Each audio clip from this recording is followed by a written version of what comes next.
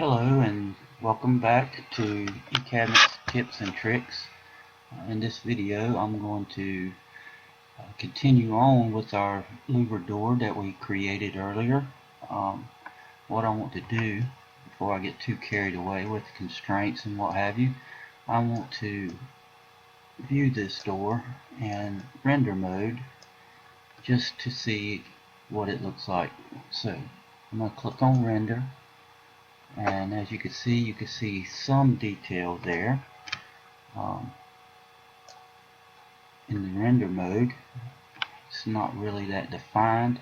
If I go to presentation view and see what it looks like when we render it without any lighting, as you can see, basically we might as well have a flat panel door there. It's not a lot of detail. So what I want to do is add some detail to that. I'm going to take this opportunity. Before, when I drew this cutter up, I drew up the cutter in SketchUp and exported the DXF file into the Shape Manager to create the cutter. Well, we're going to create a whole new cutter, and I'm going to do it directly through the Shape Manager. But before we do, let's go ahead and get rid of this geometry here. I can highlight that and right click and remove part editor cuts from the selected part, or I can take it directly into the part editor and right here delete profile cut and delete it. Now I'm going to recreate edges, and I'm going to use my offset, my 2 1/4 rails and styles. I want to move them basically the same way we did before, just like that, and trim 2 entities. I'm going to click on this one, this one, this one, and this one, and this one, and this one. Now we know our length of our line is, by hovering over it and looking down here, it is 7 11/16. So I'm going to take my calculator here, bring my calculator up, and I'm going to type in 7 11/16. That's not the length we're wanting. We're wanting this length right here, 17 3/4. So I'm going to type in 17.75. Let's minus that down for now. We're going to go into the Shape Manager, and we're going to click on Grid Settings. I want to snap at 1/4 inch here, so I'm going to put 0.25. And the reason for that is I want to, if I can zoom in here, I want to create a line 1/4 inch down from this 0 0 location. As you can see right here, it snaps because I got grid snap on to 0 0, and I want a 1/4 inch line down. That's how deep I want my cutter to go for now. You can see right here it says minus 0.25, snapping every 1/4 inch increments. Okay, got that line. Now I want to offset that line. So I'm going to click on offset, and I'm going to bring up my calculator, and I want to offset it by that amount. So I'm going to double click and right click and click copy. And now I can just right click and click paste and click OK, and I turn off snap. It'll let me just hover over that line anywhere and click on it and click right there to the right. If I go home, I can see I've got that line right there. Now I'm going to want And I don't suppose you have to do this, but with Object Snap On, I'm going to create a single line. If I have Object Snap On, I can be anywhere in this pick box, and that line will snap to whatever object is in that pick box. And I'm going to go home and go all the way to this line. Let's see if I can zoom in here and snap it to there. Now I can delete single and remove that line there. Now I can do offset again. I'm going to need my calculator. I got a 17 3/4 inch long cutter I want to create. I need to decide how many slats I want. I believe in the last one I used 13, so let's just use 13 here. I'm going to click divide by 13 and equals, and get this big long number here. Double click, right click, and copy, and offset distance, right click, and paste. And as you can see, it put that in there. I want to copy, and OK.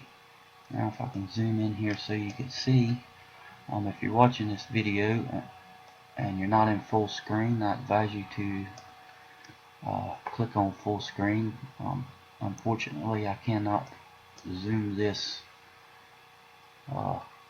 shape manager here by using control and zoom, and so you might want to click on full screen. So right now I'm going to offset this by the amount we specified to the left, or to the right, I'm sorry, and just keep clicking on the line and clicking off and to the right, and it will offset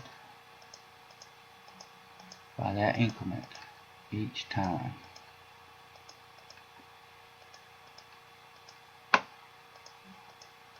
And we're at the end of our line here.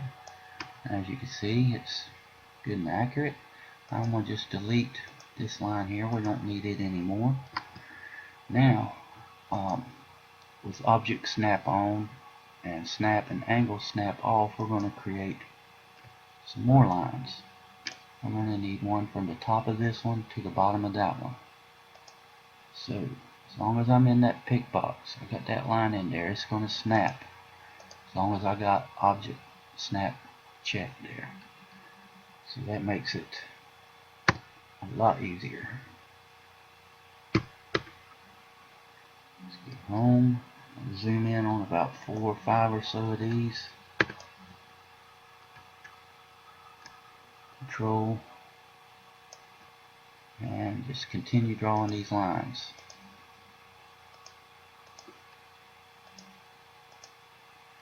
Home. I wish there was a way to make this either full screen or at least bigger, but unfortunately that's not the case. If you're dealing with long cutters like this, you just have to keep hitting home and control and zooming in.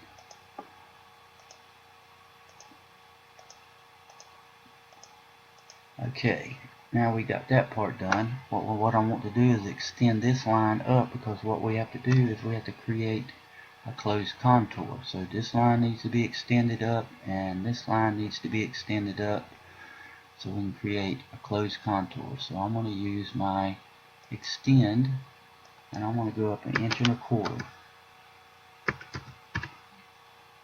And okay, so now if I am towards the top of this line, it's going to extend it up. If I'm towards the bottom, it's going to extend it down. We want to go up, so, and on this one the same way, I want to go up. Now I need to trim this line so that we don't have this in the way here. So I'm going to use my trim 1 function here. I want to trim this line to this line here. As you can see, that worked. And now we need to create another line to make our closed contour. And there we have our cutter. So we can click on this icon here, create tool, and then click on our closed contour and next. I don't need a diameter, but I do want to save this in eCabinets, My Profile Tools, Test Cutters, and I have my old louvered door here. Actually, I have one that I done earlier, but let's just save it as that one and click save. And yes, I want to replace it. Okay, now what I've done here is I've made this cutter. What I probably want to wind up doing is coming in here and putting a fillet right here just to give it a little bit more detail. But before we do that, we're going to check it out because it's easier to come back and put the fillets in than it is to take them out.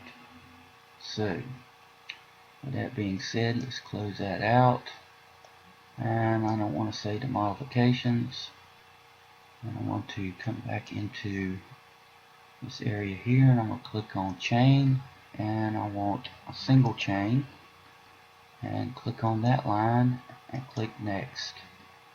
Now we can find our louver tool, louver profile revision, and click on view.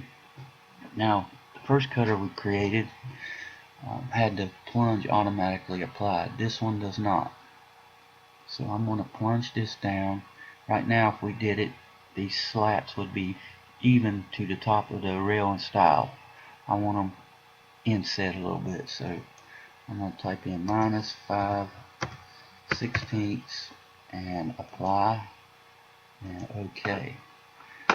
Now if we view this, we can see that this is looking quite a bit better than our original one. There's a little bit more detail. These slats are a little bit thicker. So that looks good. Let's go back to main. And yes, I want to keep the changes. And let's return back to our room. Yes. And let's see what it looks like when we render this. Let's see if there's any more detail here. So let's render it. And presentation view. And as you can see, there's not much difference. There is some, however. Sure, if we got in a little more.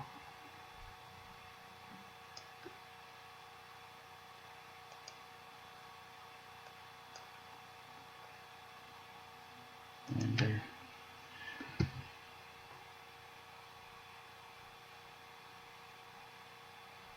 Okay. There's a little more detail there, but we can add even more detail to make it stand out more. So let's come back into here, and let's go back into overhead view and edit, and back into our part editor here, delete, profile cut. Lost our line right there. So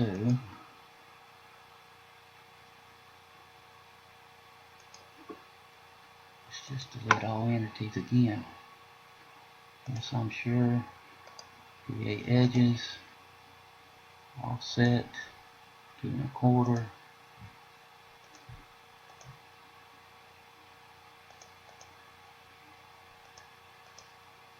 I can delete inside interset window this time. Hold on, we got to trim this. Keep this line here. Delete inside interset window. I want to get rid of these and get rid of these. We already got a cutter height. Now we're going to edit this cutter, and this is a new feature that eCabinets has. You can actually bring up an existing cutter and edit that cutter. In other words, you don't really have to save it as a TOL file, but you do need to click on this drop down and select TOL file so that you can actually find your tool.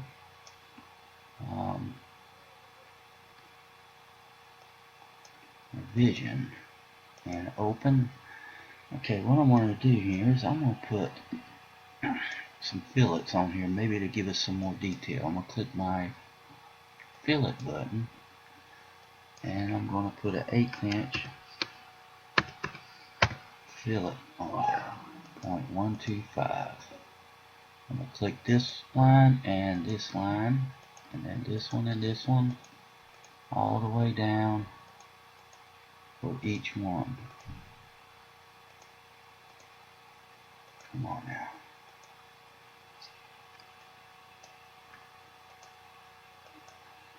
And home. Select several more, highlight or zoom in on several more. Just keep clicking away.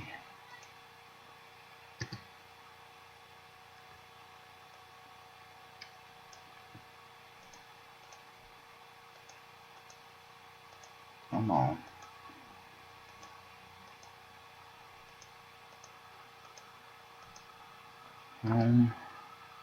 And that's about it. So let's go ahead and recreate this tool.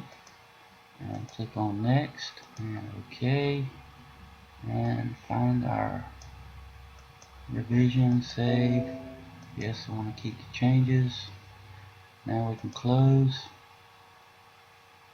Modifications, no, I don't want to save it as an XT file. So now we'll come in here and redo our profile. I'm just going to start typing L, and it brings up everything in there that starts with an L. U, and we're going to go minus 5/16 minus 5/16 and OK.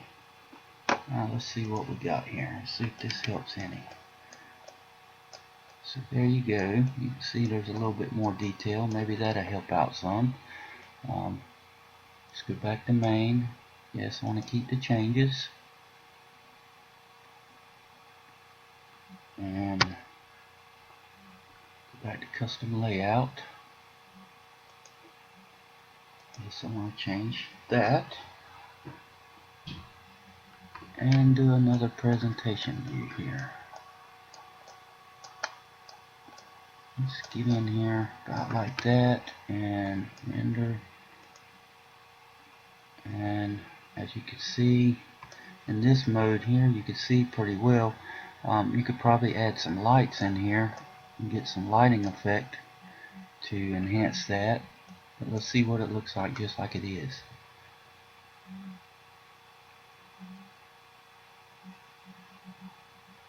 That's a lot better. Just that little fillet there made them stand out.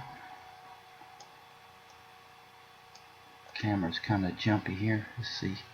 Let's check this angle out and render. Yeah, that's a lot better. So as you can see, just a few minor adjustments made a big change. So let's real quick, let's go back in here and let's put some constraints on this.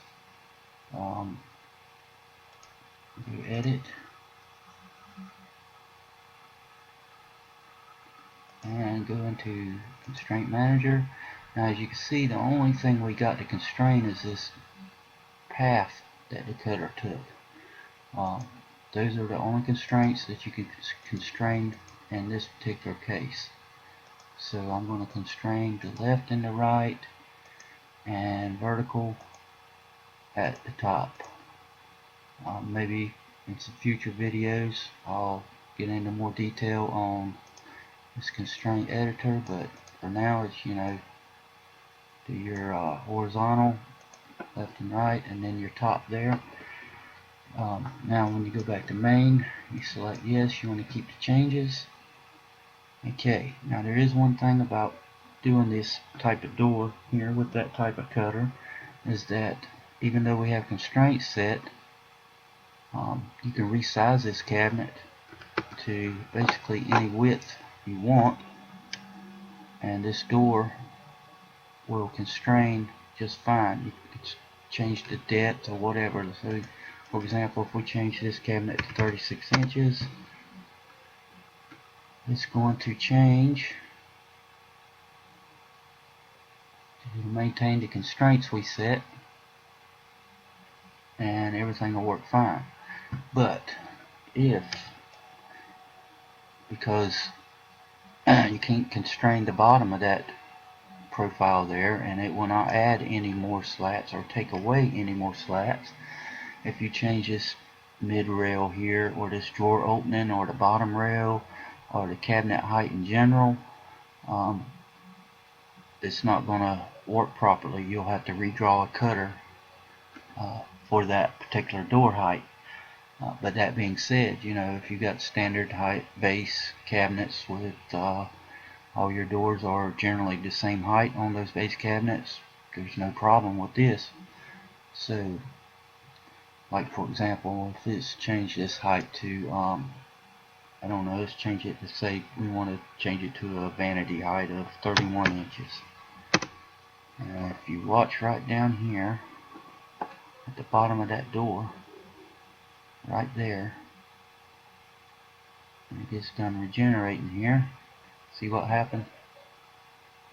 So even though you can constrain the widths quite well, and you can constrain this top rail here just as easily,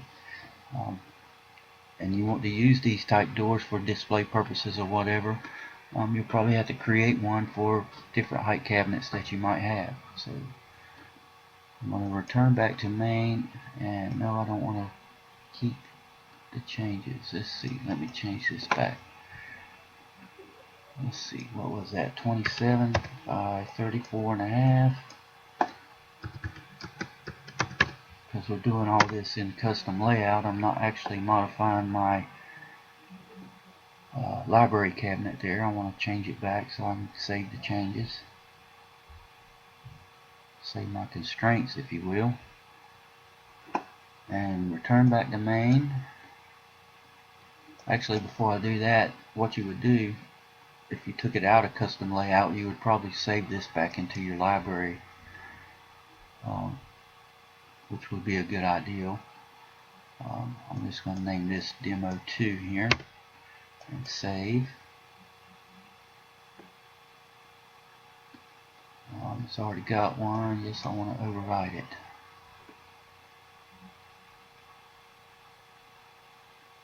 And done. Now I can go back to custom layout, and I have my door saved in my library there, on the cabinet.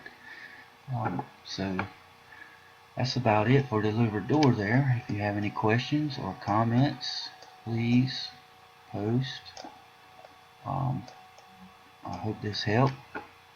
Thank you for watching, and have a good day.